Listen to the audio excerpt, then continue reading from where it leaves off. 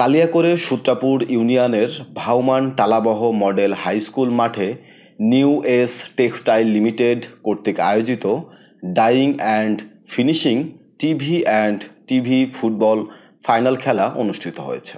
উক্ত খেলায় প্রধান অতিথি হিসাবে উপস্থিত ছিলেন কালিয়াকৈর উপজেলা ওলামা দলের ১ নং যুগ্ম আহ্বায়ক আলহাজ নুরুল ইসলাম।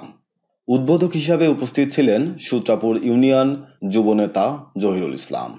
সভাপতিত্ব করেন ৭ নং ওয়ার্ড বিএনপি নেতা মোশাররফ হোসেন। সঞ্চালনায় ছিলেন সূত্রাপুর ইউনিয়ন ছাত্রদল যুগ্ম সাধারণ সম্পাদক জুবায়ের রহমান দীপু।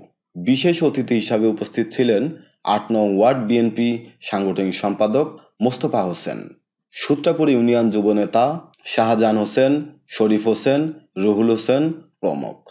প্রধান অতিথি তার বক্তব্যে বলেন, বর্তমান যুব সমাজকে মাদক থেকে দূরে রাখতে এমন খেলার আয়োজন করা আমাদের সকলের নৈতিক দায়িত্ব বলে মনে করি।